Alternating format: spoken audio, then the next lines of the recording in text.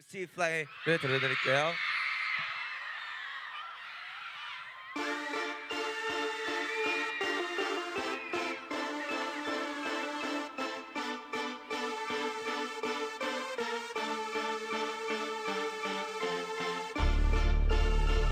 Never give up, 'cause I got a dream. Just keep doing my one thing. Let's go. I'm still fly, I'm sky high, not feeling it, but I'm trying to cut my wings. I'm still pulling at the phantom and this hit is skin. Stay the nigga, I'm still doing my thing. I'm still fly.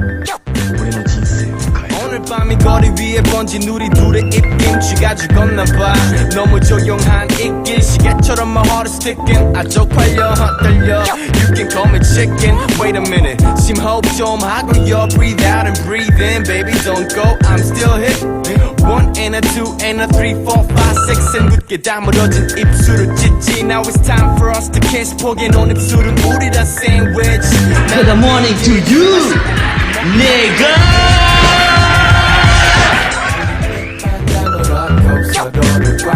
What? Let's do it again. Let's do it again.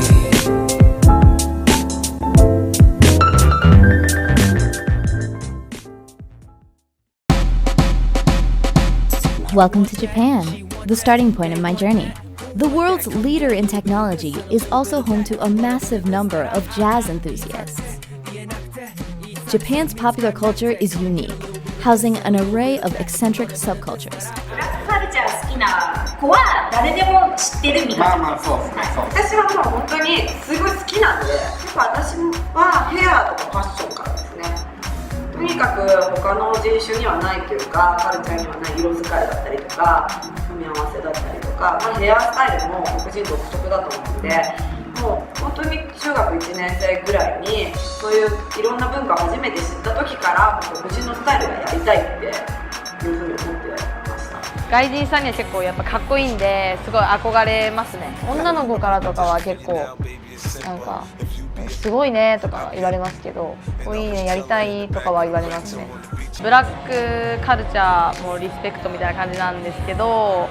やっぱ音楽とファッションとダンスはもう日本人じゃないっぽくするっていう感じもあるかなとは B 系は。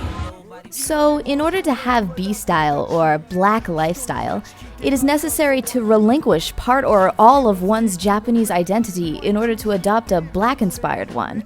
It relies on this idea that donning accoutrements determines authenticity, which is most prevalent within the hip-hop community. The affinity of Japanese for black culture dates back to the US occupation of World War II. Among all the facets of American culture that was introduced to Japan, jazz became and remains immensely popular. By the 90s, funk, R&B, and hip-hop became integral in Japanese media, birthing images and sounds reminiscent of black American media.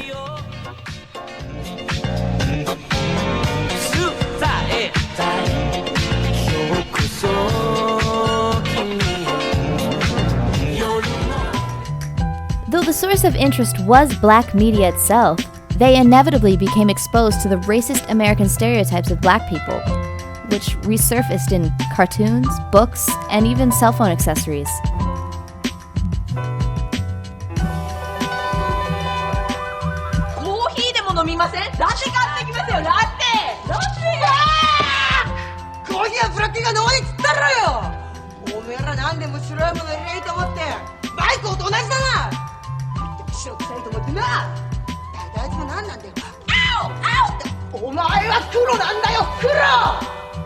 いうか、うちらガングルグとか言ってっけど、ガングルギャルじゃなくね？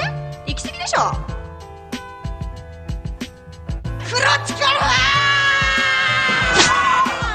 Japanese artists have expressed their concerns with creating authentic hip-hop or jazz music, feeling that simply being Japanese places them a tier below the black artists of the same genres. そういう意味ではもう日本のブラックカルチャーって黒人を真似するっていうだけが原点だったので。Some going as far as using blackface to fit the role. Put your hands together and give a big warm welcome to my Tokyo homies. Gospel Rats. 追いかけて容疑者の窓運んでよバカな俺を Japan was introduced to hip-hop in the mid-1980s, though it didn't achieve commercial success until the following decade. The group Sha Dara Pa, debuting in 1990, helped to bring rap and hip-hop mainstream popularity. Alright, so what's the main thing that makes Japanese hip-hop unique? The differences. Like, it's like, first of all, like, we didn't have rhyming in our language, right, before, the Japanese rap came out. So, we had to, kind of, figure it out from the very beginning, like the very basics. So, maybe that's the main point that's differences from the English-speaking rapping. Right. The next generation, they had all those good textbooks. Yes. You know what I'm saying? Right. Our songs. Like you. Yeah. So they started just like those teenagers over there too. So it's now we're trying to come up with the real pure hip hop. Right. You know what I'm saying? It's really based on underground scene, club scenes and all that. And at the same time, they're not really they're not really acting like rapper. Right. They really they are rappers.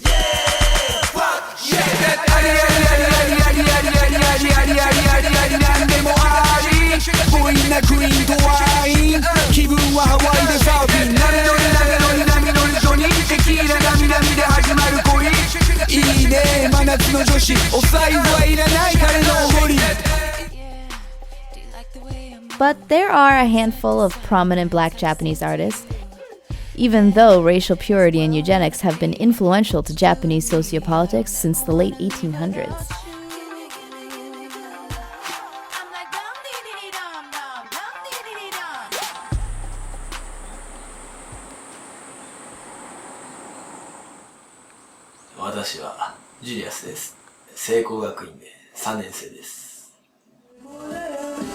Julius was born and raised in Fukushima and says he's planning to give up his dual American citizenship to become a policeman. じゃあ剣道について少し語りたいと思います。小学校2年生から始まって、今まで続いてやってきました。小学校の時に、髪型や肌の色、純潔な日本人じゃない。ということで、いじめを受けてたりしてました。しかし、体もまだ小さかった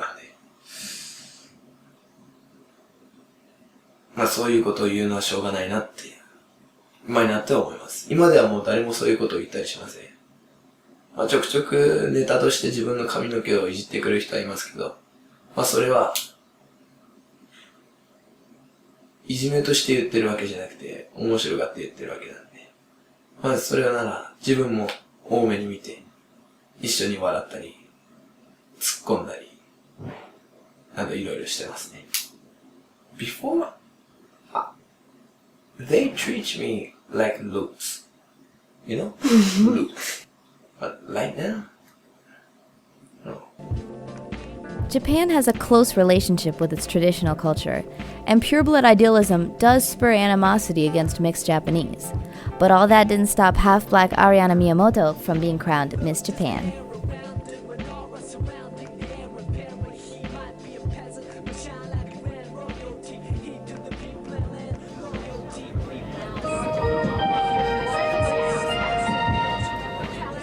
The next stop was in a country with a similar inclination towards black culture. Hallyu Wave is a term that describes the globalization and international popularity of South Korean popular culture. A significant contributor to what many recognize as K-pop is rap music.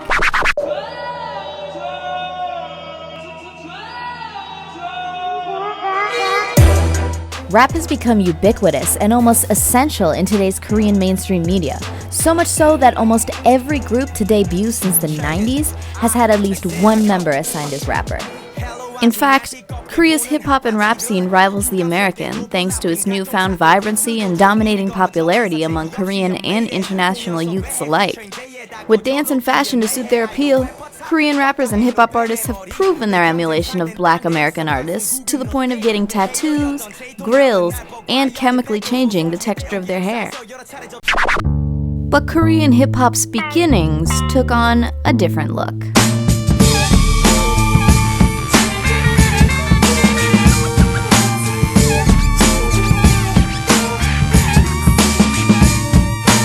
So Sotaeji is probably one of the most important figures in the history of contemporary Korean hip-hop, rap, and popular music culture. He came to the scene in 1992, but even now in 2014, we know that Sotaeji is still a very important figure in Korean popular music culture. He introduced to South Korea a new style of music, which many people would call hip-hop or rap. Initially, he wasn't very well received by music critics, but he was very well received by his fans, who found in his music a sense of freedom, liberation, or sense of empathy or sympathy with their own conditions. Scholars who study the history of popular music in South Korea would say, well, Sotaeji's hip-hop and rap are not authentic or real, meaning that it's not a complete or authentic, true copy of hip-hop and rap from, let's say, the US. It is not just a matter of copying or mimicking or being derivative, but it's really a combination of appropriation, hybridity, and innovation.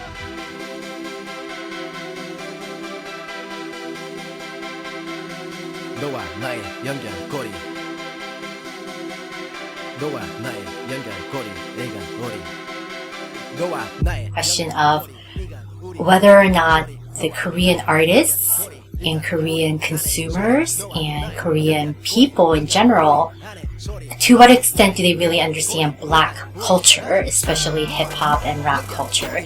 And do they associate what Korea is producing as having its history back in America? And I'm not sure about that question because I think to a certain extent, yes, there has been this very interesting exchange that has been taking place between Korea and the US ever since the early 20th century. Again, to what extent are Koreans using the accoutrements of black culture to accessorize, to market themselves, or even to engage in this very global capitalism? Modern Korean history does tell us a lot about how US race policies and racist attitudes and discriminations and stereotypes are not just played out in the US, but it was being played out right in Korea as well. Like Japan, Korea also has a history with blackface. Newest recording stars, The Dreams. Every man has his own special dream, and your dream is just about to come true. Life's not as bad as it may seem if you open your eyes to what's in front of you. 흑인 여자분들은 네. 약간 이 눈썹과 표정 맞아요. 응. No, you ain't talking to me. 맞아요. 그리고 남자분들은 네. 흑인 약간 남성 네. 갱스터처럼 약간 이런 분들은 좀 뭐냐면 what up? What? You want to go, man? You want to go? The skewed and stereotypical portrayal of black people in Korea is similar to Japan. Thanks to Korean culture's rapid globalization, international fans have taken the lead in policing the Korean media against racial insensitivity.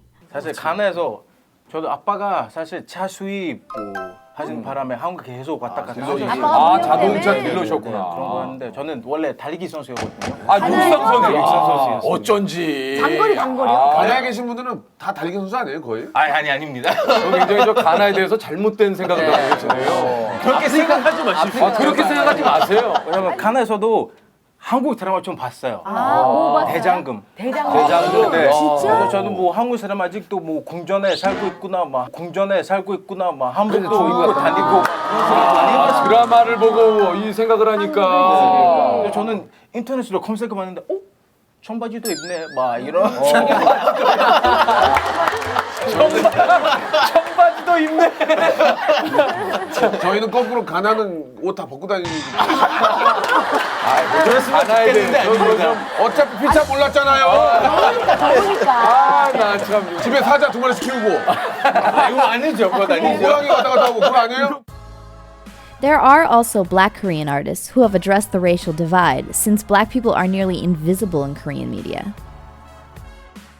With rap competition shows like Unpretty Rap Star and Show Me the Money rising in popularity, it appears that the tropes of black culture are no more than commodities created for the Korean consumers who want to seem down. Korea's push for globalization has also greatly increased tourism, allowing foreigners to experience life in Korea. 안녕하세요. 저는 스몬 가즈비라고 해요. 근데 제 별명은 모모라고 해요. 저는 스미스 대학교에서 3학년이고, 저 이번 학기 동안 연세 대학교에서 유학생으로 공부하고 있어요. At Smith, I'm studying East Asian Studies with a concentration on the Korean Peninsula, so North and South Korea. And then I'm also doing an international relations certificate that's given by the 5 colleges. And then I'm also, if possible, going to do a translation concentration within Smith. So after my internship and studying at Yonsei, I feel like all this time in Korea has gotten me assimilated to the culture. And used to the cultural differences between America and Korea. Younger people are more interested in accepting foreigners who are learning Korean and stuff, but still the older generations, especially those who lived during the Korean War, are still stuck in the past when it comes to their mindset and thinking. So that was one thing that was definitely a boundary when I was in Korea. When I was in my apartment, I was coming out of an elevator and another person was coming out of the elevator right next door. And so I guess when I came out and she was really startled. She was like, oh, like I could see it on her face. I can read faces very quickly, and I was like, oh gosh, she's scared that a black person is here. And I mean, it makes sense because in the area that I was living in, there were no foreigners at all, other than me and my roommate. We kind of did that on purpose because we didn't want to really just be in Korea and be surrounded by foreigners. So we were walking down the hall. We both turned right because both of our apartments were on the right. Like I was just listening to my music, minding my own business, and she was like walking really, really fast. And I guess she was just really freaked out. And all of a sudden, she like a couple steps before my my apartment door, she like stopped, put her back against the wall, was just like, please go, please go. And I was just like, my apartment's right here. You're the one who's in my way. But so that was just very disheartening. Oh my god. Especially, and she was a pretty young woman. She wasn't like older. She was pretty young, and I was just like, oh, Korean society. It's Korea. Korea is very developed when it comes to technology, but when it comes to the society and interacting with people who are not Korean, then that's where it's really lacking, and hopefully it can get better throughout the years. I mean, you can see advertising with white models everywhere. When it comes to black models, there's like nothing. There are like subcultures within Korea that love black people. Actually, there is one group club at Yonsei that is called rappers in the Yonsei, DA Yonsei. And basically, under words like, basically people who like black music. And they're just like, black music. Okay. So basically they automatically associate rap and hip hop with black people. I mean, it did come out, it is a subculture of black history, but that's all they associate black people with. Groups like Rap in the Yonsei create what they think is black music under a name that, well, yeah. As we reach our last destination, the sights and sounds are quite different. In southern China, many call the 4-mile stretch in northern Guangzhou Little Africa or Chocolate City. There is an estimated total of 200,000 permanent and temporary African residents in China.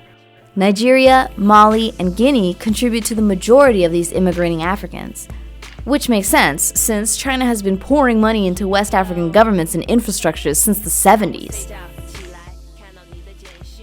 Currently, about 20,000 of these people are students, studying in Chinese universities, thanks to scholarships and grants designed specifically for African students. My name is Mayonde Kwasi Dominique.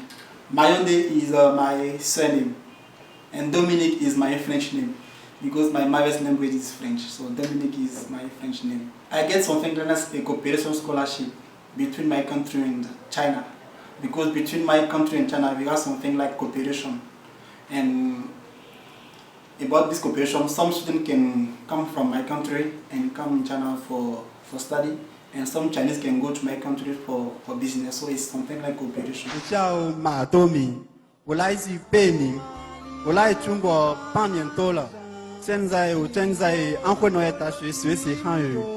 我的爱好是听音乐，我特别喜欢听钢琴情歌，钢琴里有流的真有。My country want to maybe I can say to some teacher to teach in the university, you know.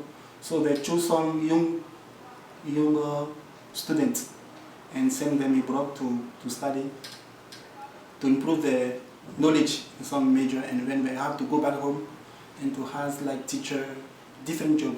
Yeah. So after when I finish in China, I have to go back home. I can say no difference, because I have some African friends. African friends come from Africa in the Anhui Medical University and Anhui University. Anhui. I have many foreign friends come from Africa here. Africa. Even maybe in Ananda no more, but in the other city, I have more friends come from Africa. And I can say the relation between me and Chinese friends is good, so even no more African friend here, so I cannot say that I'm feel. No more difference, no more difference. Dominic, like many others, feels a burden to his country. His being sent to study abroad was for his country's economic development. The majority of Africans living in China are entrepreneurs, business owners, taking advantage of the work opportunities the rising world power has to offer. I'm Martha Boati Makwena. I'm from Congo-Kinshasa. I'm the one that opened this African salon here in China, Beijing, the first official salon here. We have customers coming from all around China. They catch the train at night, they arrive Beijing early morning. They come here, they get their hair done, then they catch the train back at night. Like the other time I had one, she saw a Chinese artist that braided her hair, and then she came, she just wanted her hair also braided the same way. It was for them, they just say, I want to look cool, so they come to braid their hair. As I can say, for me, I'm not really happy here because they don't really offer good jobs to the foreigners. To the foreigners or Yeah. to the black people? Not to the foreigners. For example, in Guangzhou, I've worked in so many Chinese companies here. Yeah, but the way they do, I don't like. For example, last year here, they don't want to extend our passport. I don't know why. They said, you know, because of some African countries, they should not condemn all the countries, you understand? Understand? But China is good for doing business. This is a fact. I mean, you can see it for yourself. I have experienced it myself. Africans in Guangzhou, on the streets of Guangzhou, are often stopped more than any other group of people in the world. But for these people, language barrier and work visas are the biggest setbacks for starting businesses. This gives them a huge incentive to marry Chinese, which grants them citizenship and a fluent business partner. Naturally, these mixed-race marriages meet opposition. It's only been since the 1970s that a foreigner can live on mainland China, let alone marry a Chinese person. It is generally believed that marrying black means marrying down. Yeah, I love you, my baby. I love you too. 40% of African migrants have had tertiary education, and selling cheap Chinese goods back in Africa is highly profitable. Education and income aside, the disdain for black people by some Chinese has been labeled as a difference in aesthetic values.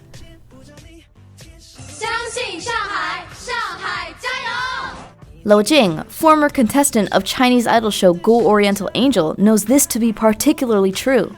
She became one of the top 5 finalists in Shanghai in 2009. Renamed Black Pearl or Chocolate Girl, Lo Jing quickly found herself at the center of a Chinese race debate as her popularity grew. Hello, what's up? 哪国人？上海人。上海人。Yeah. Lo Jing was born to a single Chinese mother in Shanghai. Chinese is her native and only language.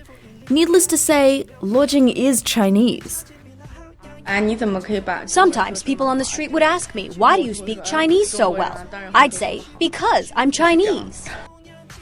This didn't stop the show's host from constantly questioning her origin and Chinese netizens forming rumors about her family and calling her racial slurs. At first, I cried a lot, she says. Then I got angry, and finally, I just started to ignore it. Lo Jing figured that hate mostly surrounded her complexion, as there are already color politics between light and dark-skinned Chinese themselves. I think I'm the same as all the girls here, except for my skin color. We share the same stage and the same dream. Many Africans, similarly to Lo Jing, recognize that anti-black racism in China does exist, but it manifests in ways that are easier to swallow than in the US or UK. The kind of racism I experience here is completely different to the kind of racism you would probably experience, say, in America or in London, for example. And by far, I prefer the kind of racism I get here in China, because it's kind of cute in a way. These two parts of the world, China and Africa, are having closer and closer relations at the governmental level. You're also having closer and closer relations at the people-to-people level. The Chinese culture and the European culture is completely different. It's very close to African culture. My exploration of black culture in East Asia has brought me to so many places and introduced me to so many people. And my passing privilege allows me into spaces like JR Pub in Korea, the establishment that posted a flyer stating they would not serve Africans due to the Ebola crisis. Which is perfectly legal since there are no anti-discrimination laws in Korea. Or into conversations like, "Why do you want to date him? He's so black." Where if I were darker, I would be received differently. When the cultural significance of black music and material culture are whittled down to some imagined signifier of blackness, what emerges is the images we see here. Well, damn. Bitch, you guessed it.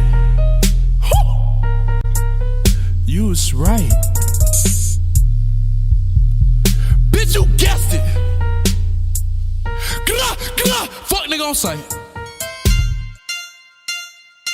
Squad shit. It's my on the water squad. Skirt. Your dirty moment camel. Skirt, skirt, skirt. All can ninjas go ramble, ramble, ramble, ramble, ramble, ramble, ramble. Cultures cannot be simplified into trends. Though that's not to say that hip-hop music, dance, and fashion is exclusive to black people, as Eminem and others have shown. The line of appropriation is crossed when the adaptations of black culture are based off of stereotypes or uphold them, or when they're adopted without recognizing their cultural significance. And when artists try to assimilate to a certain culture created by a marginalized group of people in the face of adversity, the biggest concern shouldn't be looking or sounding black, whatever that means, but creating good music.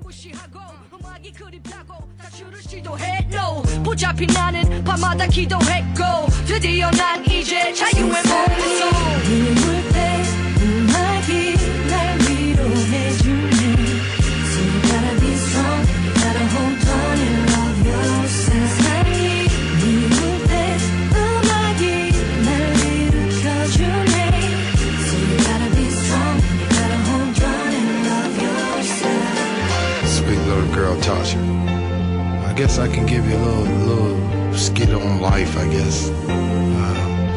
Talk about the good times and the bad times. You got to be able to blend both of those in your life. You have to know and you have to believe with all your heart that things will always get better. So just keep your head up, keep your faith, and be strong. Never let nobody tell you that you can't do it, because it can be done.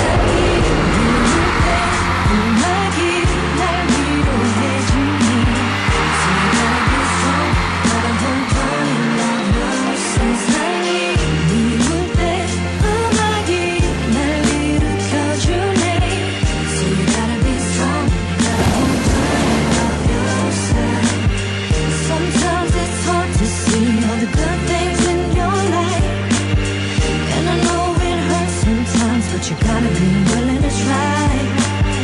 Sometimes it's hard to see all the good things in your life.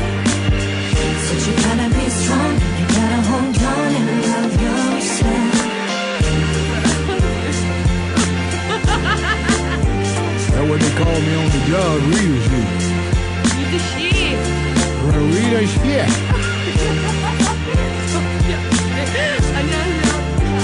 안녕하십니까. 다시 아빠.